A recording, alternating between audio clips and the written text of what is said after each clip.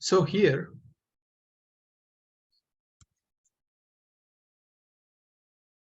after the string indexing, in the string indexing, we have seen we created a string, and the string will have an index, means every character will have a particular position. So based upon the position only, we denote and ask it.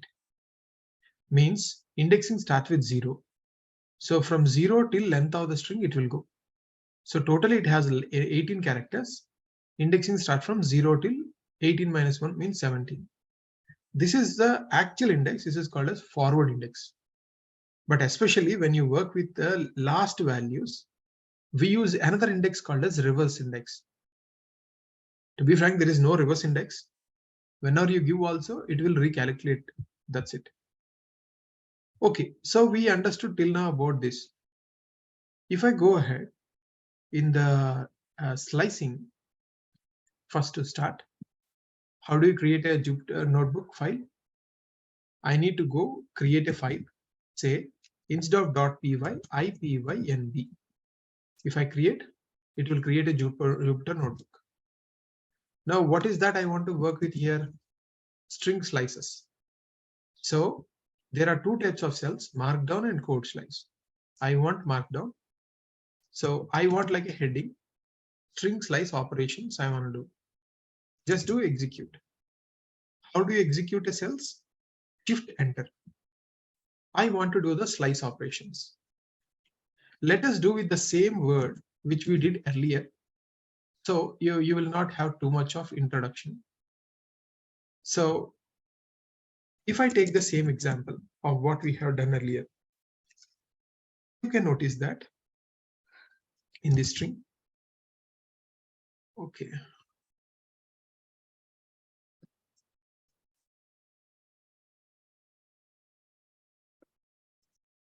Okay.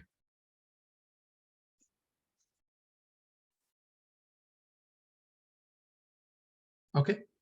So string indexing, forward indexing, and reverse indexing. You can notice the same thing. So why I have taken the same thing again? Just because to give you an idea. Now I need a code block so that I can work on it. Again, I print the same a word called as language. So language is just my variable name. I can call it as a language. I can call it anything. So, but inside I define a string and I'm printing it.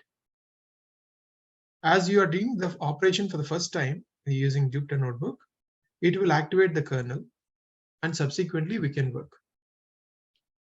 As we seen earlier about the concept of indexing, means you give a specific position, you get the value. That is indexing. So you did the same again. Now, what is the slicing means? So slicing basically expects two values. So one is your starting index and a column and a final index. Like that we need to do. So if I take one example, say like language of 0 column 11 means from 0th position, you want all the characters till the 11th position. So but one interesting point you need to understand is slicing will start from the position that you gave. It will go till the final index, but doesn't include the final index. That's the reason, as you gave the values from 0 through 11, you get everything including white space till 11, but doesn't include 11. That's why when you printed, did you notice that you got Python prog, but the 11th character is not there, means R is not there. So going further, if I go for one more example and two more, like to show you in one shot, I can give it here. If I do like 5 to 11, 5 to 17, sorry, means it will go from 5th position till 17th position, but doesn't include the 17th position. So that's why it will go N programming, but G is not there. Similarly, if I go for 7 to 10, it will go till 10, but doesn't include 10. Means all the characters you will get till that position, but doesn't include the both. So this is what you should be aware of. So in Python, So it doesn't include the last value in any boundary condition. Not only this, down the line you will learn about range and other kinds of things. There also the same thing happens. Next, going further. If I take one more example, this time you should help me. Say language of 0 to 5.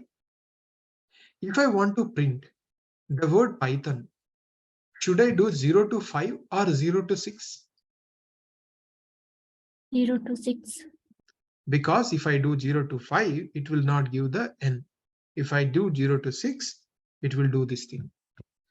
It's a good answer. And if you try, so we will understand that. You see, when I did 0 to 5, I got 5. That's it. When I did 6, it will do the other one.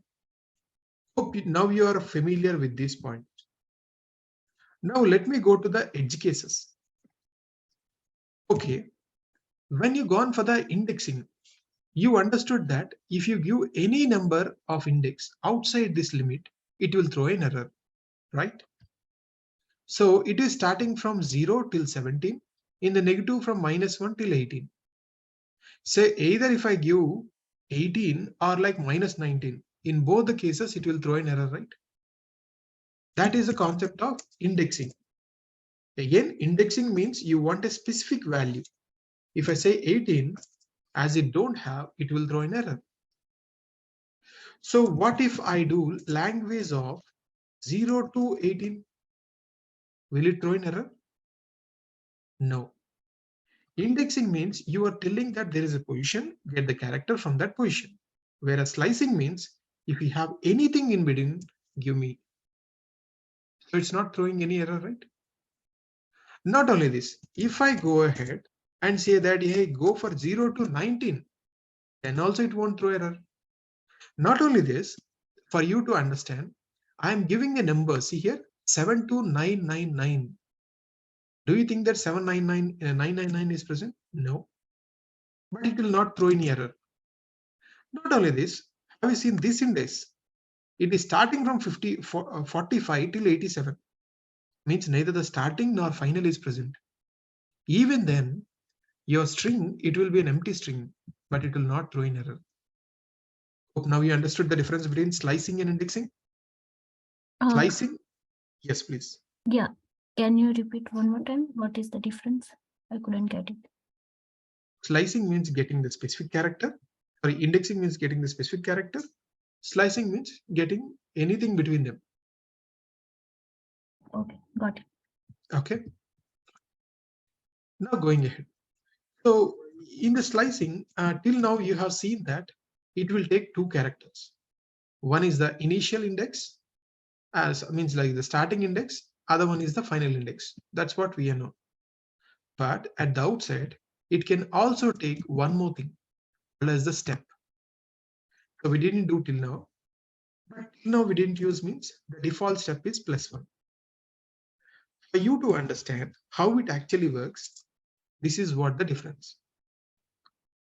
First of all, whenever you're giving some indexing, it will first generate that numbers and try to fetch it. Let me help you for you to understand a couple of times. Say I'm doing an index like 7 to 18 with a step of 1.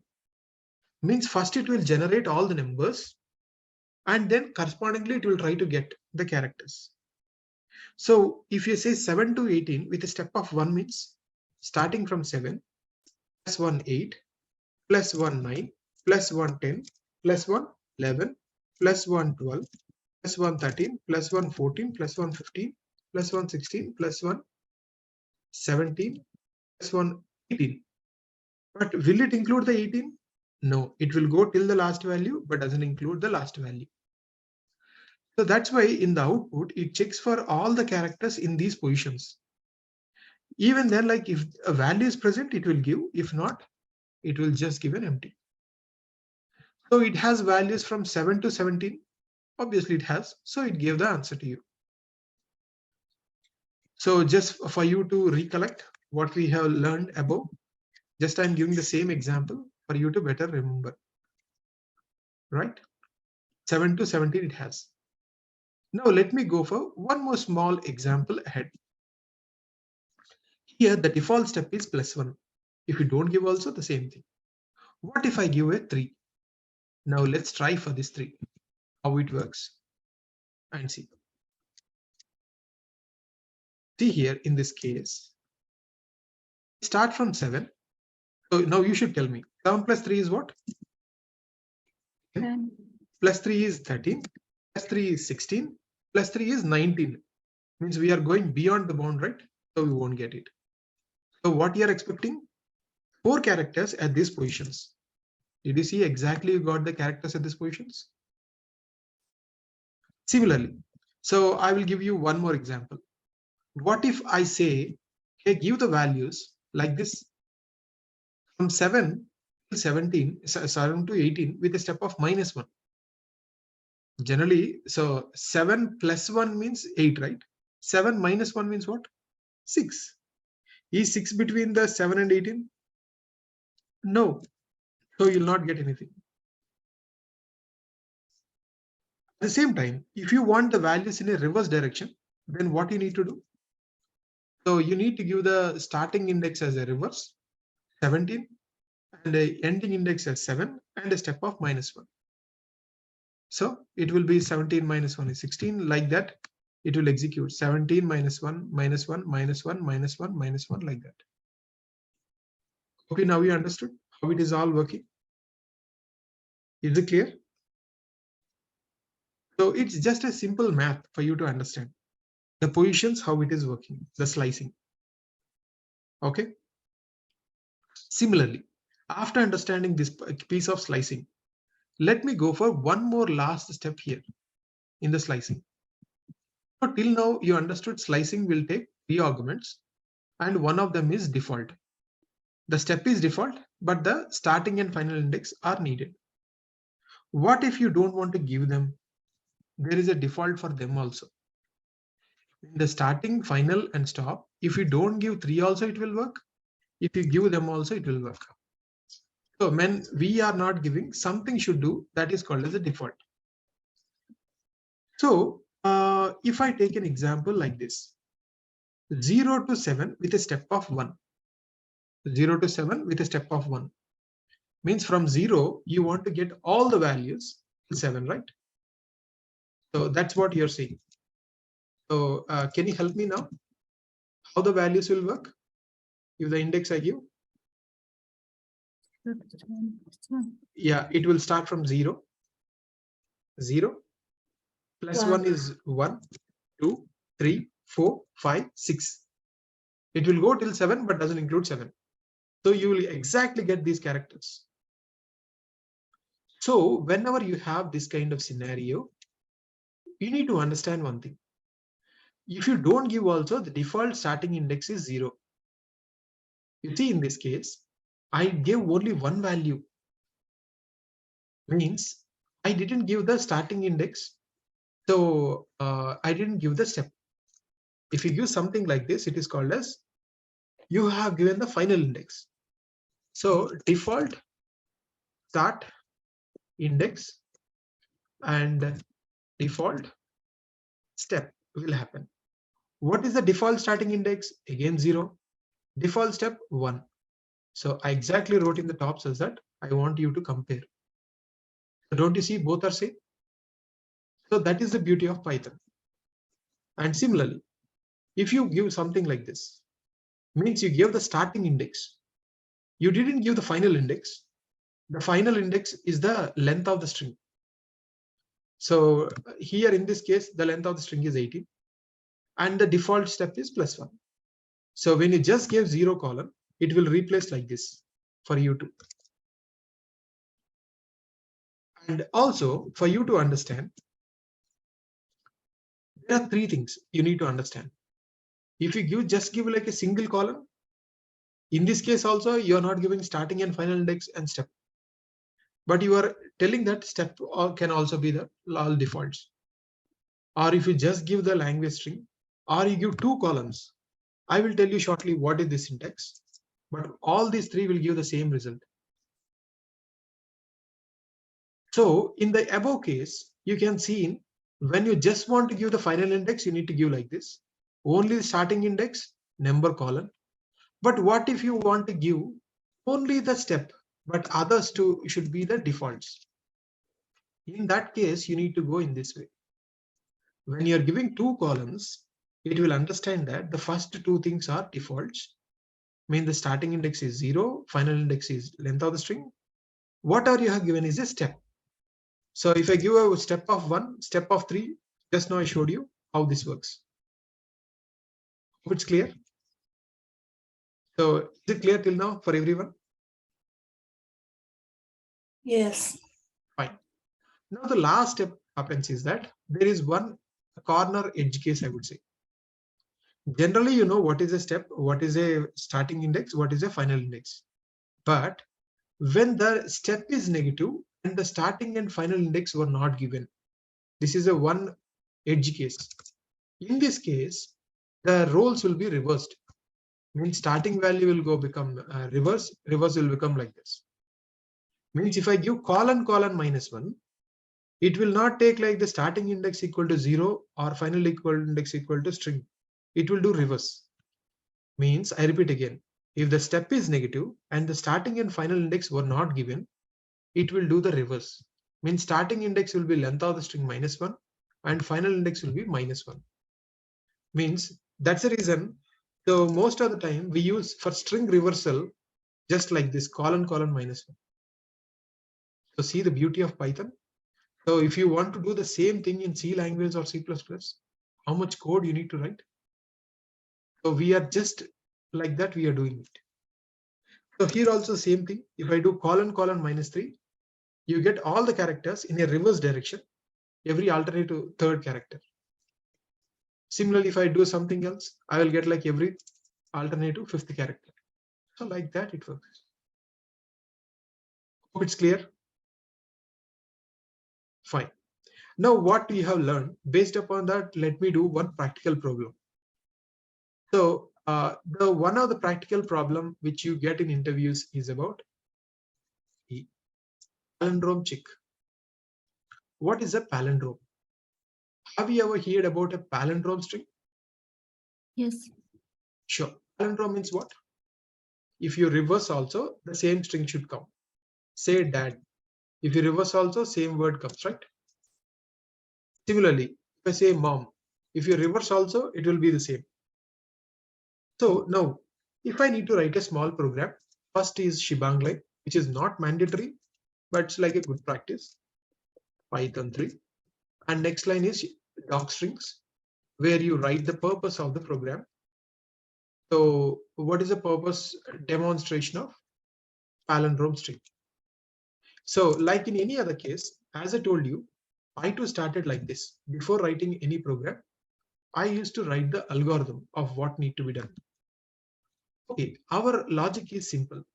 If you are given a word, you need to check whether it is palindrome or not. Means first we need to take the word, right? So, okay, I want to take this word in runtime and I want to store in a variable. So now let's take, say, test string. You know, I am taking into a string. I want to take, what is that? If you want to get in runtime input, if I do input, or like let's say for initially I want to take like dad. Now I want to check whether it is reverse also same. How to get the reverse string? Say this is called as a say given string. Okay, this is reverse string. Reverse string. If you want reverse string, what are the string you have? That you need to do colon -1, right? So don't you remember just now we learned? Yes. Yes. To understand, I will print both of them, the given string and reverse string. How do you execute? Go to the terminal. I'm doing a shortcut, but you can do terminal, new terminal, and just run. So I can say like, you need to go navigate to the directory. So 202 so and so CLS and Python so and so. If I execute, it will print dad and dad. If I instead of dad, if I write like mom, I want to comment it and say like mom. So if I execute, it will say mom and mom. So the reverse is also same. But like if you want to make more, instead of these numbers, I can go with the input and ask, right? Enter string equal to whatever you wrote in quotes, it will show outside. See, if I say like, mother right now, what is saying mother, Retam. So it is not exactly same.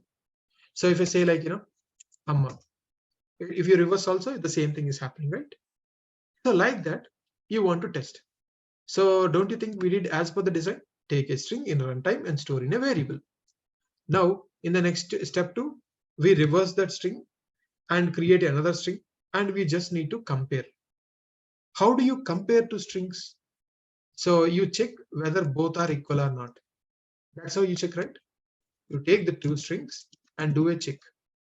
If I do like equal, you will understand. So for every string, whichever is coming in runtime, I do something and I'm checking both of them. Now, based upon this, I can have a condition. Now we can learn something called as a condition, like if. For if I place this thing, means if this condition is correct only, it will go inside. So then I can tell like, so print, so whatever the given string is there, it is a palindrome. So else I can say print of given string is not palindrome. Now we see here, this time, every time. Did I miss something? Yes, All a comma, comma. If I execute it, what did it say? Hey, I give like mother. Mother and reverse, it is showing, right? Both it is showing. If you want a empty print after this, I can give like this. It's up to us. See, if I give like mom again, I get it. Mom is palindrome. So don't you see, you did some small practical problem? Yes. So everything we learn, based upon that, we apply immediately. Now let's going further. We will go for the last part of the strings, which is attributes.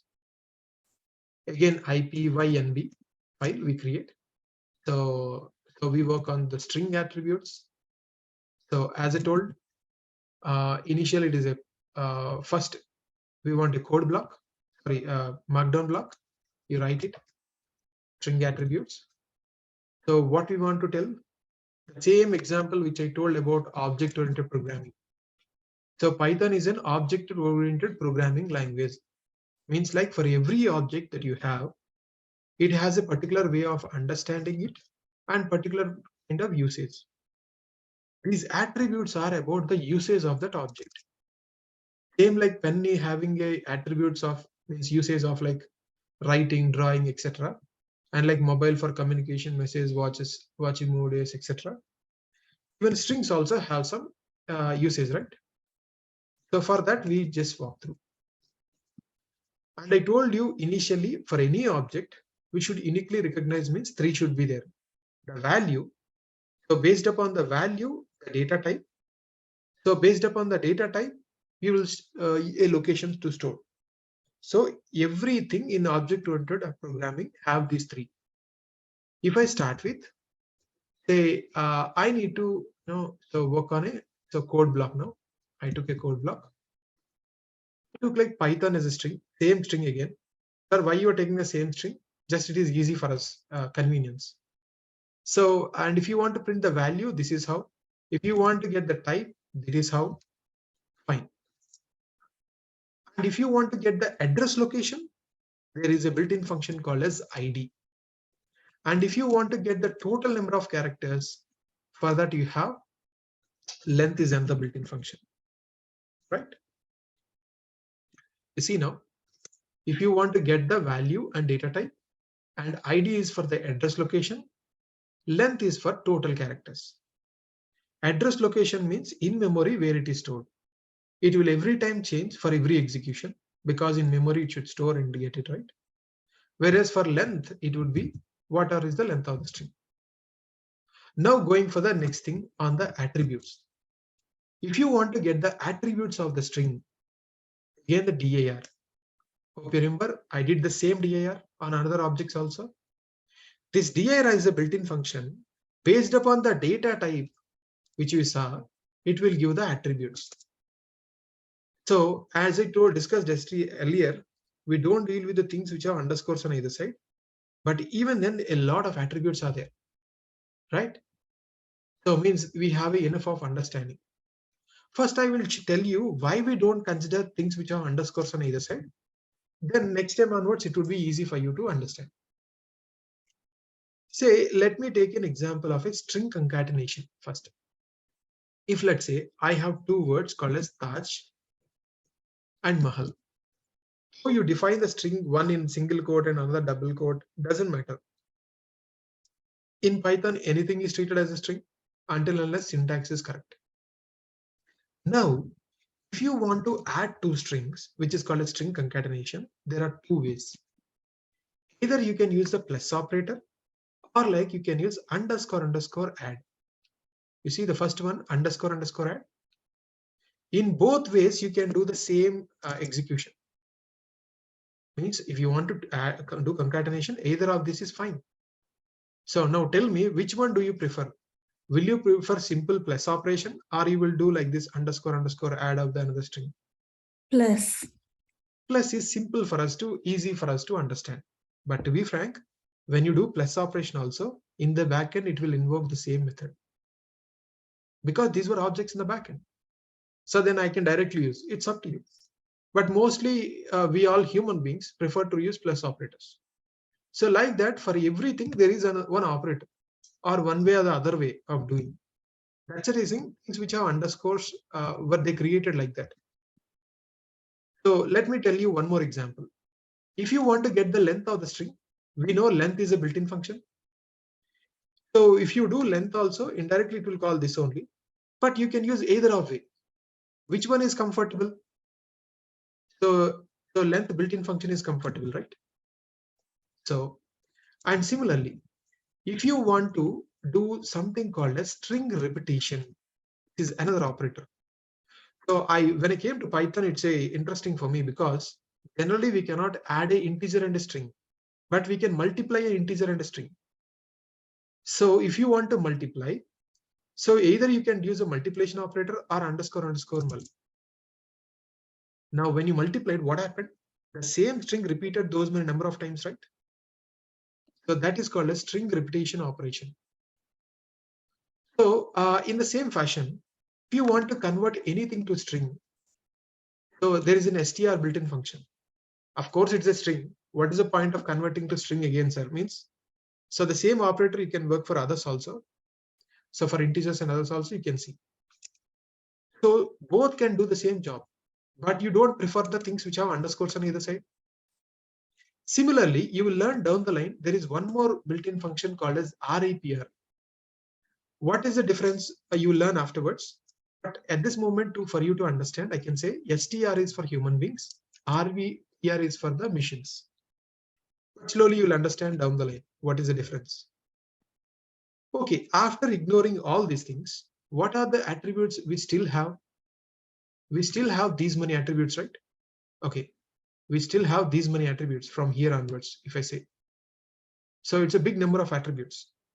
Then what is the way and best way of learning them means, instead of in a capitalized, so means alphabetical order, we can learn based upon the usage. Then we can better remember. So if I take like this one, so there were operations like I have a string. I have a string called as language.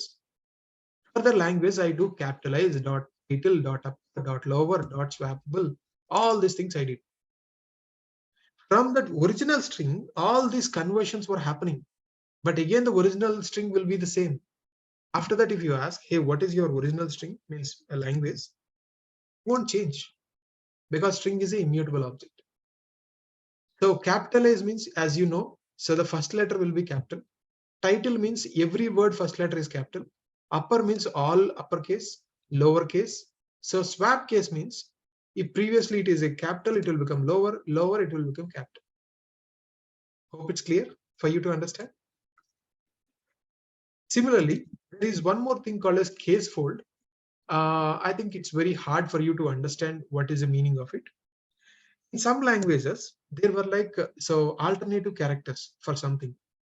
In Telugu, there is something called as bandira, or like if in in German there is called as fash.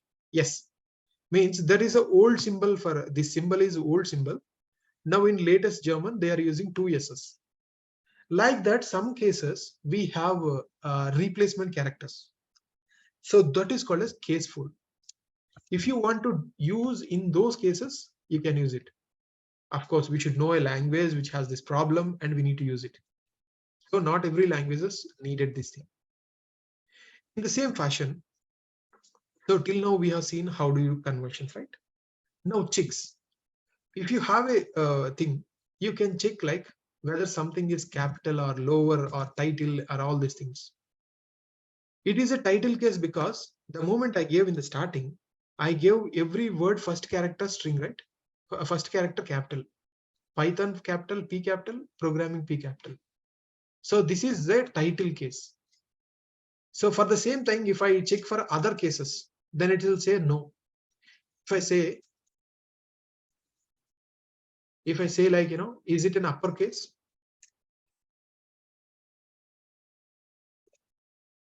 It will say no. Did you see? Oh, is upper, sorry. Is upper.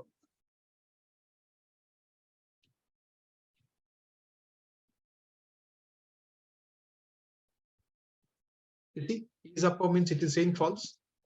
So like that for everything we can check. In the same fashion, there is one interesting thing about this is upper and is lower. So generally is upper means what?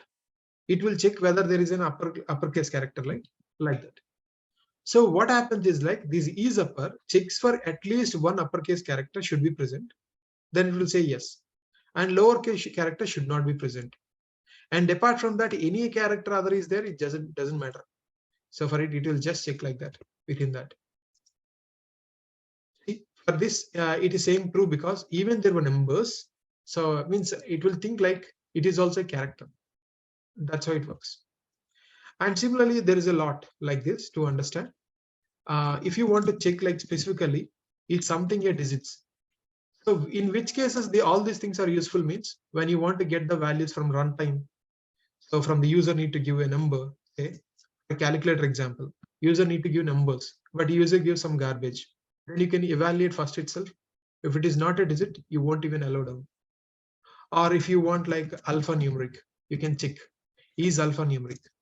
Means it doesn't matter, both should be present. If only alphabets or only numbers or either of them, so together also fine. If you want only all numbers, means all should be numbers. Okay, you see in this case, all alphabets and numbers. Is alpha means only alphabets, all num means alphabets and numbers. And in the same fashion, we can have like checks for spaces.